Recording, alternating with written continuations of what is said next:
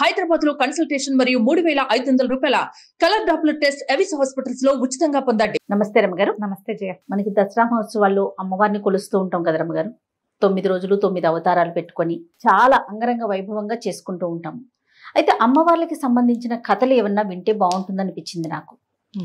అట్లాంటి కథలు ఏమన్నా ఉన్నాయి? మనం లాస్ట్ టైం కూడా కొన్ని చెప్పుకున్నాం, దేవి భాగవతం నుంచి చెప్పాము. అంటే మనకి ఏటా దేవి భాగవతపు కథలు అవే వస్తూ ఉంటాయి జయ. దేవి భాగవతంలో ఉన్న ఇంకా కొన్ని కథలను ఏదైనా చెప్పుకుందాం. పూర్వమట దేవవ్రతుడు అని ఒక బ్రాహ్మణుడు ఉండేవాడు. నైమిసారణ్యంలో ఉండేవాడు. సంతానం కలగలేదట ఆయనకి. సంతానం కలగపోయేసరికల్లా ఆయన బాగా ఆలోచించి పుత్రకామేష్టి లాంటి ఒక యాగాన్ని చేయబోయాడు. సంతానం కలిగించే యాగం. దీనికి చాలా పెద్ద స్కేల్లోనే ప్లాన్ చేసుకున్నాడు ఆయన. చేసుకుని ఏం చేశాడు, తమసా నదీ తీరంలో హోమం మొదలు పెట్టుకున్నాడు, యజ్ఞం. ఈ యజ్ఞానికి అంటే ఇప్పుడు యజ్ఞానికి ఏంటంటే ఒక 4 ముఖ్యంగా కావాలి. బ్రహ్మ, అధ్వర్యుడు, హోత, ఉద్గాత అని. ఈ 4 కాకుండా ఈయన ఉంటాడు. అయితే ఈ హోత ఉద్గాతలుగా, హోతగా ఏమో బృహస్పతిని, ఉద్గాతగా గోబిలుడు అనే ఒక మహా పండితుడిని ఒక ఆయన్ని పెట్టుకున్నారు. ఇద్దరు మొత్తం 4 కలిసి ఈయన కూడా కలిసి చక్కగా చేస్తున్నారు. ఈ హోత ఉద్గాత అయిన, హోత అంటే వేసేవారు, ఉద్గాత అంటే సామగానం చేసేవారు, ఆ మంత్రాన్ని గానం చేసేవారు అనమాట. దేవతల ప్రీత్యర్థం చేస్తారు ఇలాంటి హోమం. ఎప్పుడైనా సరే యజ్ఞాలంటే దేవతా ప్రీత్యర్థం చేసేది. అప్పుడు ఈ మధ్యలో ఈ దాంట్లో సామగానం చేయటానికి ఈయన పెట్టుకున్నాడు. గోబిలుడు చాలా గొప్ప పండితుడు, అద్భుతమైన కంఠస్వరం అయింది. మధ్యలో సామగానం చేస్తున్నాడు. దేవతలందరూ పరివేష్టించి ఉన్నారు, కూర్చొనున్నారో ప్రత్యక్షంగా ఆకాశంలో వింటున్నారో. ఆయన సామగానం చేస్తుంటే ఎంత బాగుందోట. అయితే అదేంటంటే సామగానం చాలా ఎక్కువసేపు ఊపిరి బిగబట్టి చేసేది. ఊపిరి బిగబట్టి చేయగా చేయగా చేయగా ఎప్పుడో ఒకసారి పట్టు కుదరక స్వరం తప్పింది. తప్పేసరికల్లా ఈ దేవవ్రతుడు ఈయన ఏం చేశాడు, ఒరే దుర్మార్గుడా, మూర్ఖుడా, ఇంత పని చేస్తావా? నేను సంతానం లేక సత్సంతానం కోసం ఇంత పెద్ద యజ్ఞం నేను చేస్తూ ఉంటే అపస్వరం పలుకుతావా? పాపం కావాలని చేయలేదు, చేయకపోయినా సరే ఉద్రేకం వచ్చేస్తుంటే తప్పు తప్పు అనవా మనం?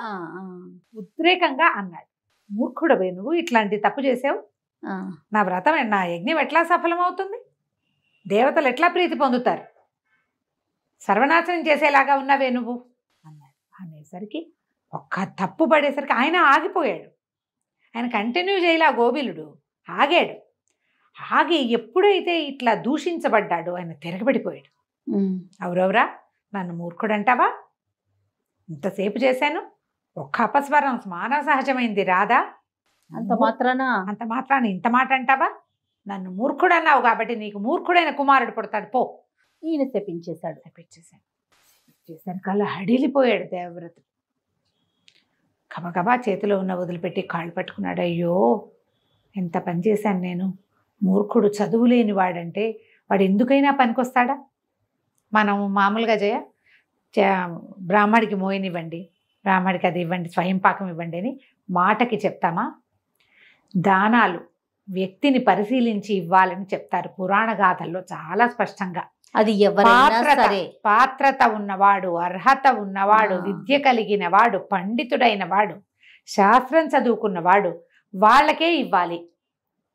బ్రాహ్మడు అని ఇవ్వకూడదు. ఇవన్నీ లక్షణాలు ఉండాలి.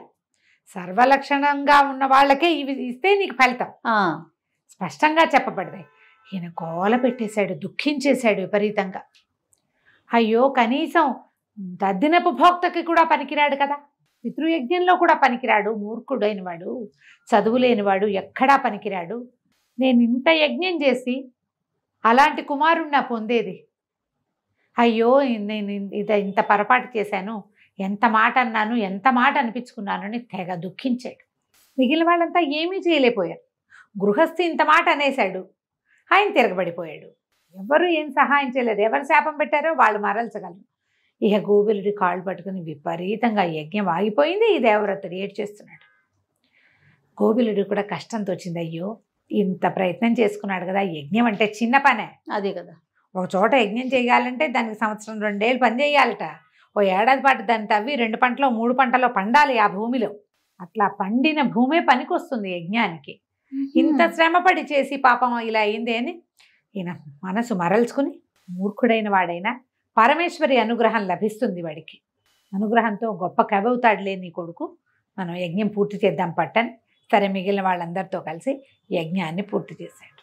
కొంతకాలానికి యజ్ఞప్రసాదంగా ఏ దేవవ్రతుని భార్య గర్భవతి అయింది. వాళ్లకు ఒక కుమారుడు కలిగాడు. పిల్లవాడికి ఉతద్యుడు అని పేరు పెట్టుకున్నారు. పిల్లాడు చక్కగా చూడముచ్చటగా బాగున్నాడు.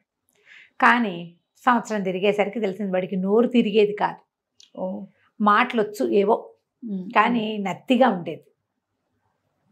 అట్లాగే పెరిగాడు. పెరిగితే 7 ఏళ్ళు నామకరణం, ముందు చేతకర్మలు అవి చేస్తారుగా, ఈ క్రియలన్నీ అయిపోయినాయి. 8వ ఏడు రాగానే ఉపనయనం చేశారు. ఉపనయనంలో గాయత్రే నోరు తిరగదు, నోరు తిరగటం లేదు.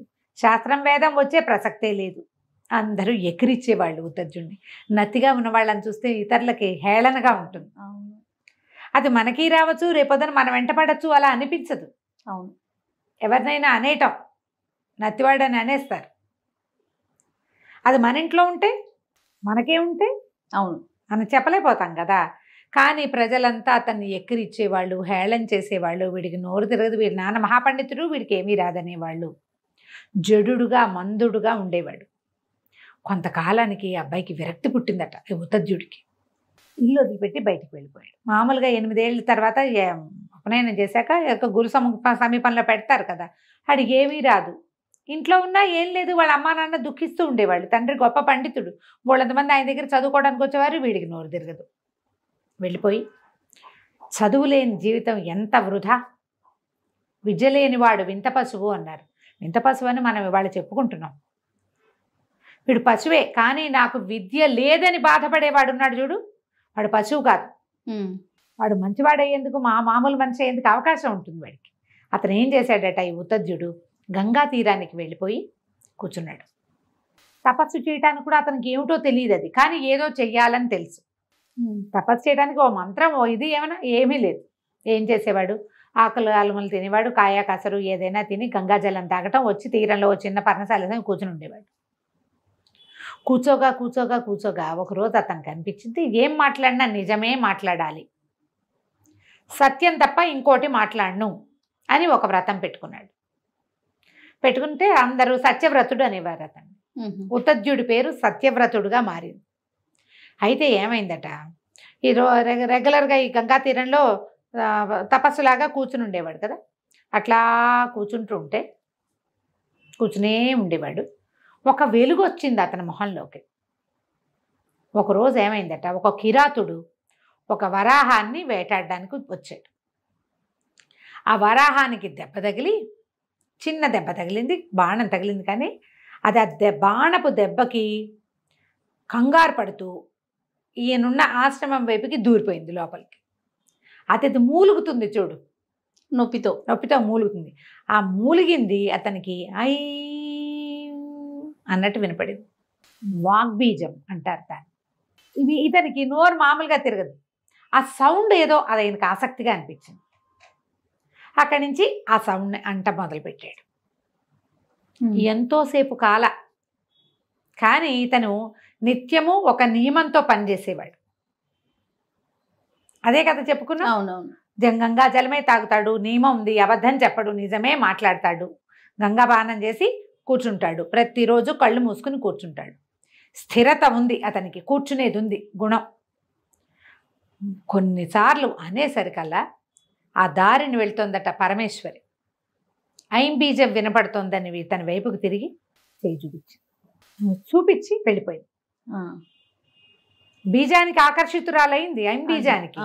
వాగ్బీజానికి, వాగ్భవ బీజం అనేసరికల్లా శబ్దానికి ఆవిడ మనం ఏం చెప్తాం మామూలుగా మనం మంత్రం, ఎట్లా మంత్రం సరిగ్గా ఎవరు చెప్పాలో వాళ్ళు చెప్పాలి, ఎవరికి చెప్పాలో వాళ్ళు చెప్పాలి.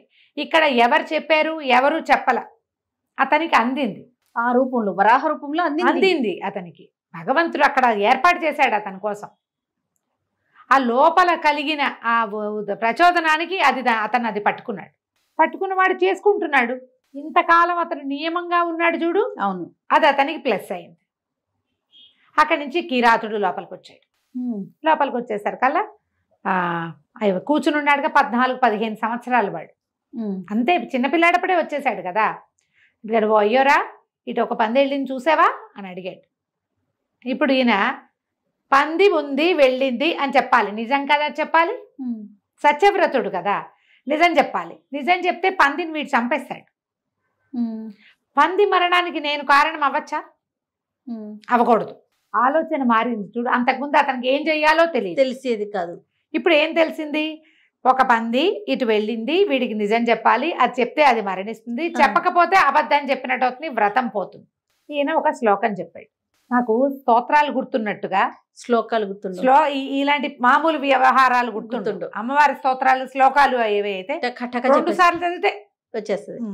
ఆ శ్లోకం ఏం చెప్పాడంటే, ఎందుకురా మళ్ళీ మళ్ళీ అడుగుతావు, ఏది చూస్తుందో అది మాట్లాడలేదు, ఏది మాట్లాడగలదో అది చూడలేదు, నీ సొంత పని కోసం నన్ను అడుగుతాను, నన్ను అడక్క వెళ్ళిపోమన్నాడు. ఎంత బాగా చెప్పాడు రమ్మగారు. యోపశ్యతి నసాబ్రూతే అంటే ఏది చూస్తుందో అది మాట్లాడలేదు, యోబ్రూతే నా పశ్యతి. ఇప్పుడు ఏది మాట్లాడుతుందో నోరు అది చూడలేదు కదా, కన్ను చూస్తుంది, కానీ కన్ను ఏం చెప్తుంది? బ్రెయిన్కి చెప్పించి ఆ చెప్పిన దాంతో నోటితోటి మాట్లాడిస్తుంది. ఈ మాట్లాడేది చూడలేదు కదా. ఎస్ అనగానే వాడికి అర్థమైంది, మాట్లాడకుండా వెళ్ళిపోయాడు. ఈయనకి అమ్మవారి ఇచ్చిన అనుగ్రహం అంటే మహాకవివి కమ్మని అనుగ్రహం ఇచ్చింది. ఆ తర్వాత కాలంలో సత్యవ్రతుడు మహాపండితుడయ్యాడు. కృతయుగం నాటి కథ ఇది, దేవి భాగవతంలో. మహాపండితుడయ్యాడు, మహాకవిగా పేరు తెచ్చుకున్నాడు, ప్రపంచమంతా గుర్తింపబడింది. వాగ్బీజము ఇంత పనిచేస్తుంది, సరస్వతి అనుగ్రహం లభిస్తుంది వాగ్బీజం. అందుకని మన వాళ్ళు ఏం చేస్తారు చూడు, చిన్నప్పుడే శుక్లాంబరదంతో పాటు మనకి ఏం శ్లోకం, 2వ శ్లోకం సరస్వతి నమస్తుభ్యం నేర్పిస్తాం. అవును, సరస్వతిని ప్రార్థించాలి, ఆమెను పూజిస్తే చదువు విద్య వస్తుంది. ఇప్పుడు చదువు లేకపోవటం ఒక సమస్య అయితే, చదువు లేదు నాకు, నేను సరిగ్గా లేను అని తెలుసుకోవటం చాలా పెద్ద విషయం. అవును, ఈయన తెలుసుకున్నాడు కాబట్టి ఇతనికి పరమేశ్వరి అనుగ్రహము ఈ రకంగా ఈ వాగ్బీజం రూపంలో అతనికి దొరికింది. ఎంత బాగుందో రమ్మగారు, చాలా అద్భుతంగా ఉంది. నమస్తే. నమస్తే జయ.